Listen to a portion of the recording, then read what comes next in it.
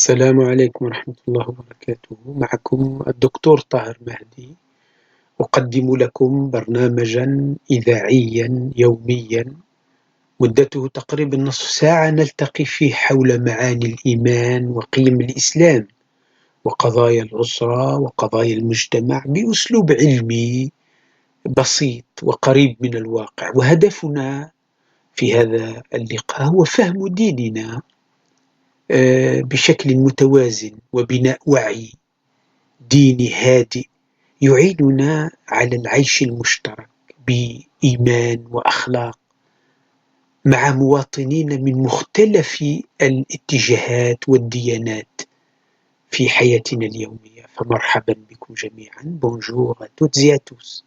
Je suis le docteur Tahar Mahdi. Je vous propose quotidiennement une émission radiophonique de 30 minutes à peu près, consacrée à la fois aux valeurs de l'islam, aux questions sociales et familiales dans une approche éducative, accessible et ancrée dans le réel.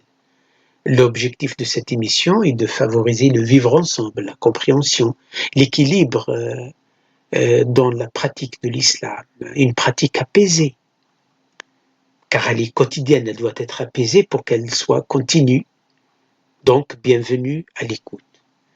Dans notre programme du mois du Ramadan, du mois béni du Ramadan, nous continuons à parler de ce programme qui est, selon nous, très important, puisque l'occasion du mois du Ramadan, c'est une opportunité qui ne revient qu'une seule fois par an. Et c'est une forme de mise à jour physique et spirituelle, car même notre physique a besoin de se reposer. Donc, quand on diminue les repas, de passer de 3 repas à 2 seulement, c'est quelque chose de très important. Donc, on va assainir en quelque sorte notre corps qui est fatigué par le cumul de suralimentation pendant l'année. Donc, le mois du Ramadan, c'est une opportunité d'assainissement physique et spirituel, puisque nous n'avons pas d'occasion pendant l'année comme nous l'avons pendant le mois du Ramadan, le mois béni du Ramadan. Donc, nous avons parlé du programme du matin, c'est-à-dire de la partie du programme quotidien, c'est-à-dire de la matinée, de midi, de l'après-midi, et maintenant, nous abordons le programme du soir, c'est-à-dire après l'iftar. Bien sûr, il y a un programme. Il faut qu'on ait un programme pour ne pas gaspiller notre temps comme ça pour rien, parce que le temps, pendant le mois du Ramadan, il est très, très, très sacré, très important. Donc, après avoir mangé avec la famille, en faisant les dhikr, les douas, les supplications de la bénédiction, pour avoir la bénédiction de la nourriture, de nos vies, de nos biens, de notre société, de nos familles. Et après avoir prié le Maghrib en famille, généralement les gens prient en famille puisque les mosquées sont relativement loin, et donc rares sont les gens qui prient à la mosquée. C'est pas grave, puisque prier à la mosquée, c'est pas une obligation, hein. Vous voyez, c'est une sunna, très recommandée, certes, mais elle n'est pas obligatoire. C'est-à-dire, si quelqu'un ne prie pas, même par préméditation, à la mosquée, il prie à la maison, en groupe, c'est bon, c'est suffisant. Donc, l'essentiel, c'est de faire la prière, même quand on l'a fait à la maison, de la faire en groupe pour avoir les 27 degrés de récompense. Après le maghrib, après avoir mangé un petit peu, n'est-ce pas? Une soupe, par exemple, un peu de date, un peu de lait, un peu d'eau, peut-être un café, un verre de thé. Et après, avant d'aller, par exemple, prier à la mosquée, les tarawih et l'isha, pour les gens qui peuvent y aller, parce qu'il y a des gens qui ne peuvent pas, c'est pas grave. La yukallifullahu nafsan illa wus'aha. Donc, on fait une assise de 10 à 15 minutes pour, par exemple, étudier un verset coranique, un épisode dans la vie du prophète Mohammed, un épisode dans la vie de Moïse, de Jésus, d'Abraham, n'importe quel messager. Parce que dans le Coran, il est très recommandé d'étudier la vie des prophètes. Et le Coran, il dit, Allah Ta'ala nous dit dans le Coran, je vous raconte les meilleurs récits concernant les messagers. نحن نقص عليك أحسن القصص بما أوحينا إليك هذا القرآن. Donc nous avons un exemple à suivre et des leçons à retenir à travers les histoires des messagers, des prophètes. Donc une petite assise comme ça, dans laquelle on apprend quelque chose. Il ne faut pas rester ressasser notre sur place, quoi. Il faut toujours évoluer, surtout au niveau du savoir, puisque l'islam c'est la religion du savoir. Vous savez bien que avant même la prière, le jeûne, la zakat, etc., Allah Ta'ala a ordonné au messager Mohammed sallallahu alayhi wa sallam, qui était illettré, qui ne savait ni lire ni écrire, d'apprendre. Et il lui a dit, apprends au nom de ton Seigneur, lis, iqra bismi rabbik. Et le mot lis, c'est le processus d'apprentissage. Ce n'est pas la lecture, parce que la lecture, c'est l'un des procédés d'apprentissage. Et donc, dans cette assise courte, on apprend quelque chose, surtout aux enfants. Après, si on peut aller à la mosquée, bien sûr, les membres de la famille qui peuvent aller prier à la mosquée, c'est tant mieux, c'est bien. Là-bas, on rencontre des amis, on rencontre des connaissances, on rencontre des gens qu'on ne connaît pas. Et c'est là-bas où on va pratiquer ce qu'on appelle l'aumône, la sadaqa. Vous voyez? Donc, on va à la mosquée, on prie Salat al-Isha avec l'imam, avec la communauté, dans une convivialité qui n'existe nulle part ailleurs. Vous voyez? C'est sûr qu'il y a des collectes, hein, donc on participe à la collecte. Sinon, si on trouve des gens qui sont dans le besoin, on leur donne. Voilà. J'ai dit bien qu'il faut habituer les enfants, tous les membres de la famille à donner, à faire des sadaqas. C'est important. C'est une pratique islamique hein, qui est très, très, très recommandée dans l'islam, dans le Coran même. Voilà. Après l'Isha, donc on va faire Tarawih, les prières de la nuit, vous voyez, dans un apaisement total. Et donc, surtout pour les enfants, si nos enfants sont très petits, donc il faut les surveiller pour qu'ils ne perturbent pas le bon déroulement de cette prière dans la mosquée. Et s'ils sont pubères ou moyens, donc on va les laisser prier avec nous. Ou parfois les enfants ils vont tout seuls à la mosquée pour prier. Donc on termine donc tarawih avec l'imam. Ou si on peut pas, attention, c'est pas obligatoire les tarawih. La prière de la nuit pendant le mois du Ramadan, ce n'est qu'une sunna. C'est vrai, la sunna elle est importante. Mais si on est trop fatigué ou on ne se sent pas bien, on peut écourter la prière et rentrer à la maison, même si l'imam et la communauté continuent à prier. Contrairement à certaines personnes, ils croient que les tarawih, c'est une obligation. Donc, même s'ils ne prient pas habituellement les prières obligatoires en dehors du Ramadan, quand le Ramadan arrive, ils se mettent à prier. Ah oui, mais il faut se mettre à prier, continue, pas prier tarawih qui est une sunna qui n'est même pas obligatoire et ne pas prier le restant de l'année. C'est pas bon. Voilà, donc les tarawih, c'est pour les gens qui ont la capacité physique de l'accomplir. Vous voyez? Donc, voilà comment il faut procéder. إذن أيها الإخوة بعد أن نصلي المغرب جماعة نقوم بجلسة في البيت، جلسة من 10 إلى 5 دقائق نذكر فيها آية، نفسر فيها آية أو حديث أو نقرأ رياض الصالحين مثلا منه صفحة، ولكن لازم القراءة مع الفهم، لابد أن نقرأ ونفهم، مش نقرأ فقط، لابد من القراءة والفهم. ونقرأ مثلا عن الصدق، عن الصبر، عن العفو، عن الحلم، عن الأخلاق العالية، نقرأ مثلا قصة من قصص الأنبياء أو كذا، شيء مفيد. ثم الأفراد العائلة الذين يستطيعون الذهاب إلى العشاء يصلوا صلاة العشاء في المسجد مع الإمام، ويصلون بعد ذلك التراويح.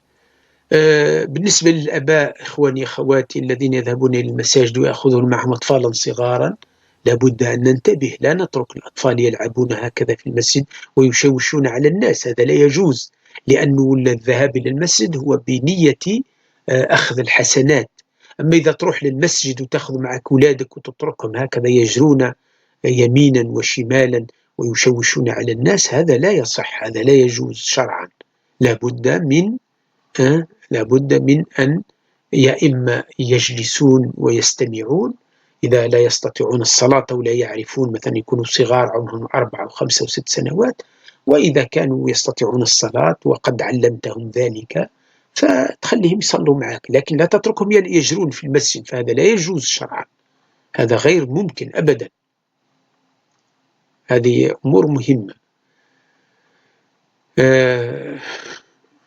Donc, quand on va à la mosquée, il faut maîtriser les enfants. Il ne faut pas les laisser faire du bruit ou sortir dehors, embêter les passants, par exemple. Surtout les mosquées qui sont près du centre ou dans un endroit où il y a des passants, il y a du mouvement, etc.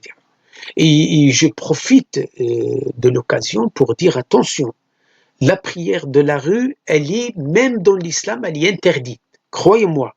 Sans que les gens protestent contre la prière de la rue, moi je vous dis, même si le maire autorise la prière de rue, les musulmans ne doivent pas accepter de prier dans la rue, parce que la rue, c'est pas un endroit de culte, c'est pas un endroit de supplication, de dhikr, de dua, de prière, c'est pas possible. Pour moi, et pour les fuqaha, parce que c'est les doctes de l'islam qui disent ça, ils ont dit ça au 1er siècle de l'Hégire, tous les savants l'ont dit. لا يجوز الصلاة في أرض العموم، لا تجوز الصلاة في الأرض المغصوبة، لا تجوز الصلاة في أرض الغير. Il n'est pas autorisé de prier sur une parcelle de terrain ou dans la rue, parce qu'elle n'appartient pas tout simplement aux fidèles, elle n'appartient pas à la mosquée. Donc, ce n'est pas un lieu de prière, même avec l'autorisation. Moi, personnellement, je suis contre les prières de la rue parce que ça donne une image trop moche de l'islam et même une image agressive. Je vous dis ça, vous savez, les savants, ils ont dit que les prières de la rue ne sont pas autorisées, même dans des pays musulmans.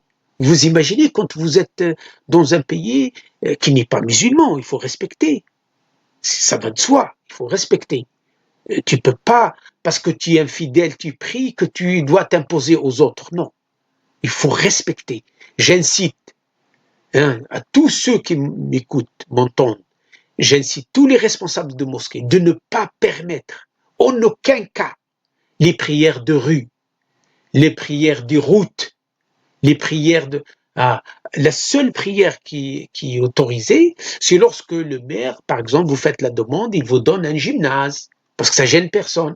Il vous donne, attention, à condition que pour l'Eid, pour les grandes, par exemple pour le Jumu'ah ou pour l'Eid, c'est autorisé. S'il vous donne une autorisation, à condition que cela ne coïncide pas avec le temps, par exemple, des sportifs ou des tournois sportifs ou quelque chose comme ça.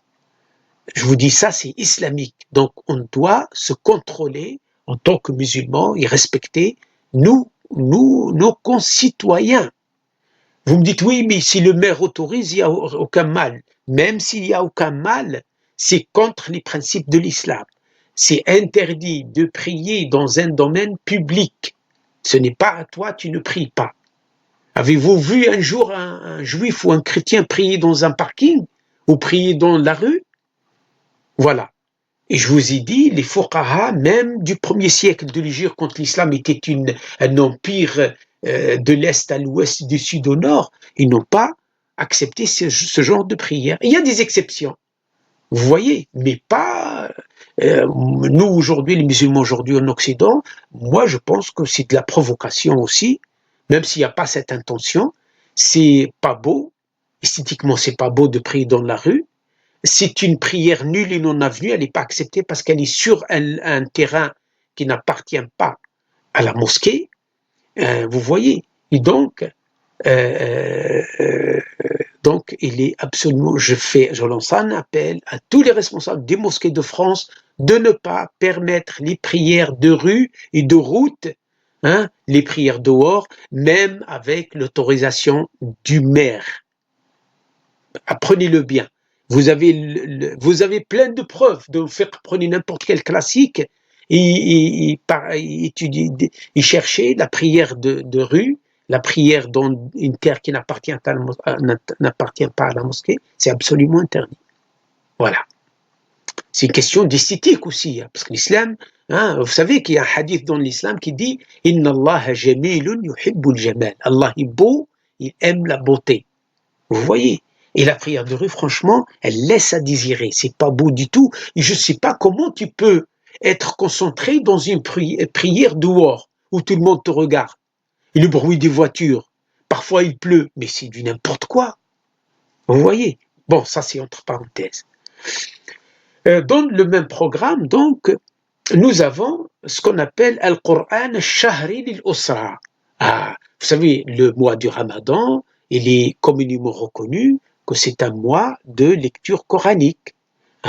Maintenant, il faut que les membres de la famille se mettent d'accord sur un programme où ils doivent clôturer en lecture, en récitation, le Coran que contient notre Mus'haf. Vous voyez, le clôturer, une fois c'est suffisant. Pour moi, une fois, mieux que 2-3 fois. Pourquoi?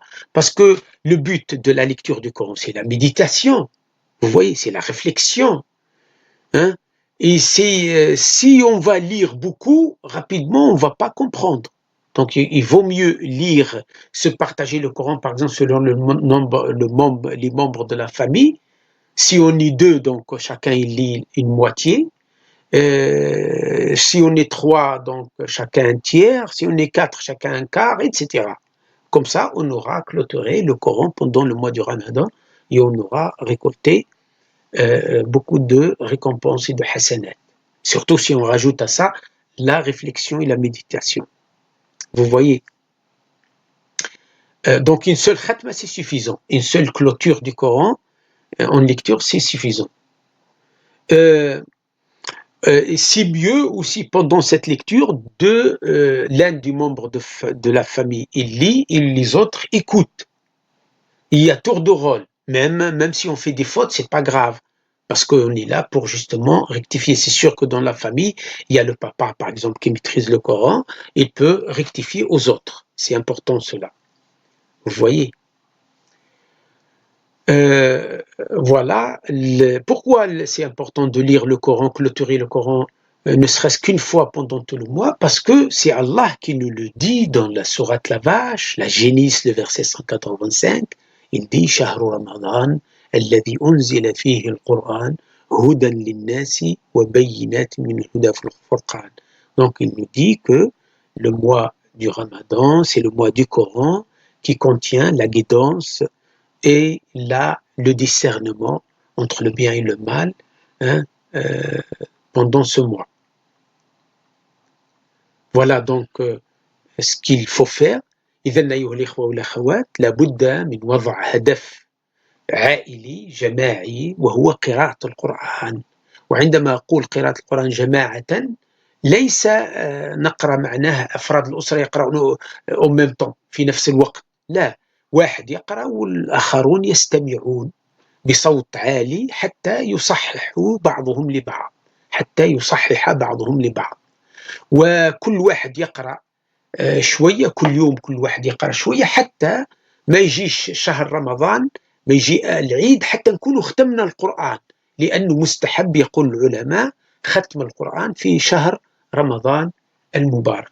نقسموا إلى أجزاء وإلى 8 وإلى 4. إذا كنا 4 في العائلة كل واحد يقرأ 4، وإذا كنا 5 كل واحد يقرأ 5، وإذا كنا 6 كل واحد يقرأ 6، وإذا كنا 10 في العائلة كل واحد يقرأ 10. المهم يقرأ يقراوا مع بعضهم، كل واحد يقرا والآخرين يسمعوا حتى يكملوا إن شاء الله.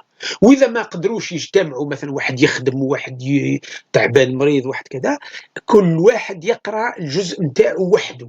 وإذا استطاع كل إنسان يقرأ القرآن كامل وحده هذا جيد، ولكن لابد من التمعن. ومليح أيضا لو كل إنسان يحفظ شوية من القرآن ولو سورة أو اثنين في هذا رمضان المبارك إن شاء الله. هذا مهم جدا. بارك الله فيكم. سنعود إن شاء الله بعد هذا الاستراحة القليلة. Donc nous allons reprendre après cette courte pause. Salam. Yallah, on va reprendre maintenant pour terminer cette séance du programme quotidien pendant le mois du Ramadan. إذن أيها الإخوة، بالإضافة إلى البرنامج القرآني الشهري الأسري لابد أن نضع برنامج سلوكي وأخلاقي للأسرة. مثلا لابد من الامتناع عن الغضب، لأن بعض الناس يغضبون كثيرا في شهر رمضان. واضح، يغضبون كثيرا، والغضب ليس جيد، لابد من أن نمتنع عن الغضب. فالرسول صلى الله عليه وسلم يقول: الغضب من الشيطان. ويقول صلى الله عليه وسلم: ليس الشديد بالسرعة، إنما الشديد الذي يملك نفسه عند الغضب. واضح، يعني كي تغضب لا تضرب، لا تسب، لا تشتم، لابد أن تسيطر على أعصابك. هذا هو الإنسان القوي الذي يحبه الله ورسوله صلى الله عليه وسلم.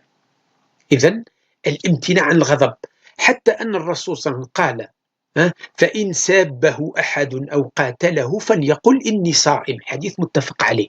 يعني si tu te bagarres avec quelqu'un في العمل ولا في ليكول ولا في الشارع، tu te bagarres pas. إذا تتعارك مع واحد ويجي يسبك ما تسبوش. شايف كيف؟ إذا شفت أنه إنسان عنيف يحب يفو تاغريسي، تجبد روحك وتروح تبتعد عنه وتقول: اللهم إني صائم، وما تخافش إن شاء الله، الله سبحانه وتعالى سيحميك منه.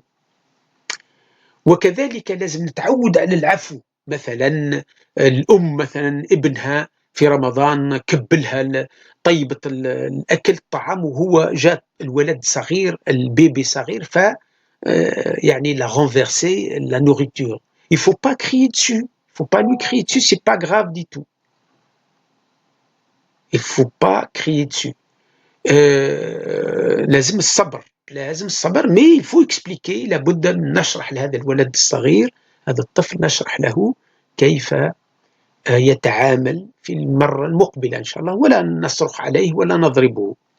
ومراقبة اللسان أيضا، ينتبه الإنسان ما يسب ولا يشتم ولا يصيح وما يعيطش على الناس، يصبر. المهم يسيطر على نفسه الإنسان حتى يكون إنسان كامل الأوصاف، كامل الأخلاق. لأن في رمضان إذا إنسان يرتكب إثم فإثمه والعياذ بالله يعني يضعف من حسناته. الإنسان عندما يرتكب الآثام يضعف هذا من حسناته، وهذا أمر غير مرغوب فيه. لابد من الانتباه إلى ذلك. شايف كيف؟ Donc il faut faire très attention. Il faut s'éloigner de la colère, il faut s'éloigner des insultes, des obscénités, de la dispute, de la bagarre, surtout pour les enfants qui vont à l'école. Les adultes aussi, il ne faut pas emmagasiner leur colère et s'éclater, éclater comme ça pendant le mois. C'est pas du tout, c'est absolument interdit.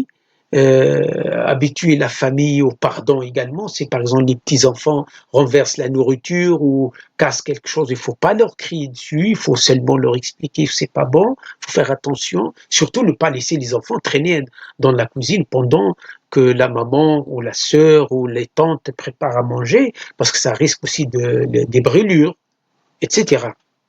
Donc surveiller sa parole également au sein du foyer. Il ne faut pas insulter, il ne faut pas critiquer. On a dit tout à l'heure, certains savants nous disent que on n'a pas le droit de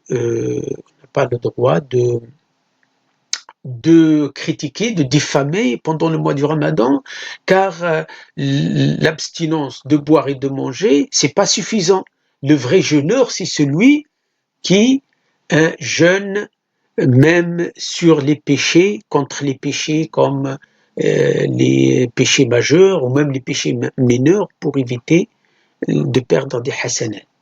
أيضا إخواني لابد من الإنسان يعمل على التضامن الاجتماعي، يخصص صدقة أسبوعية على الأسرة كلها، على الموتى مثلا، على الآباء والأمهات والأجداد والجدات، وأن يشارك الأبناء في هذه الصدقة، وأن يقوموا بالزيارة مثلا كل ليلة يفطر عند واحد من لافامي،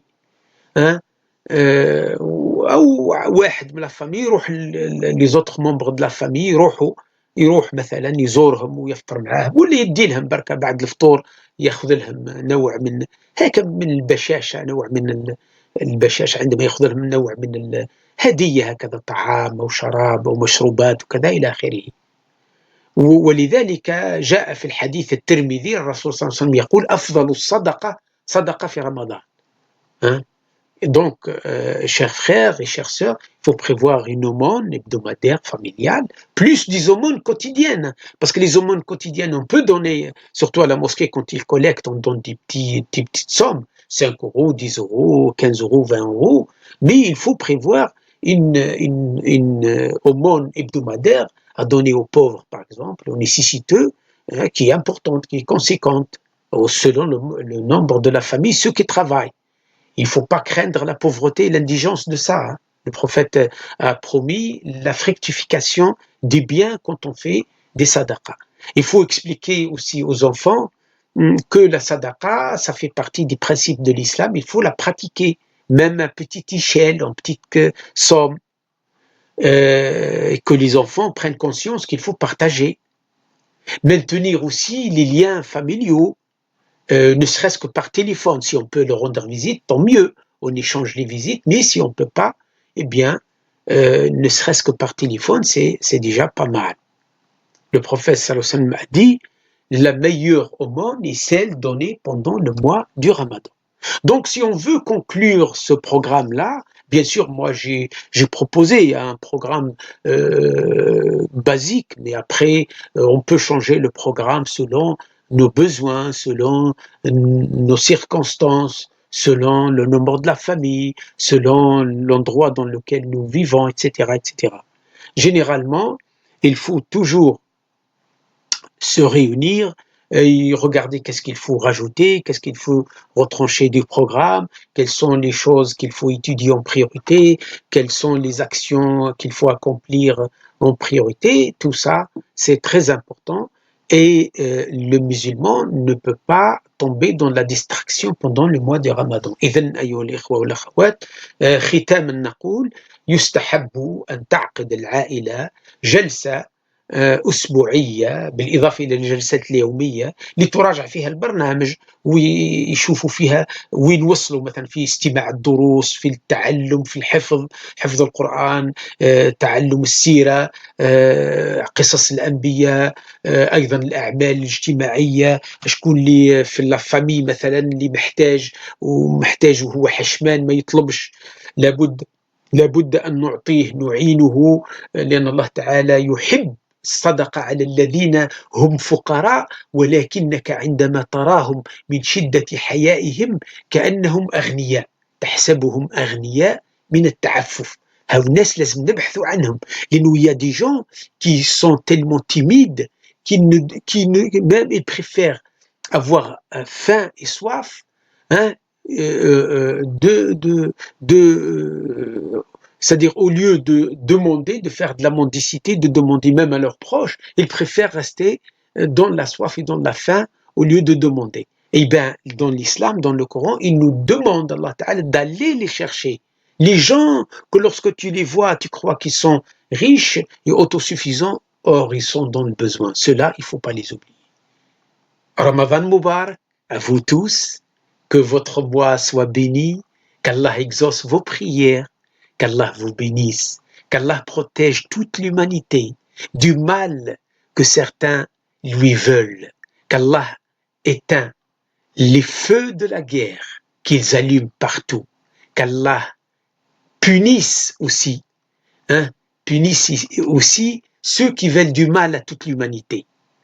Barakallahu fikum, qu'Allah yataqabbal sawmakum wa salatakum wa qiyamakum, dumtum tayyibin, wa ila al-ghad inshallah في حلقة جديدة والسلام عليكم ورحمة الله وبركاته.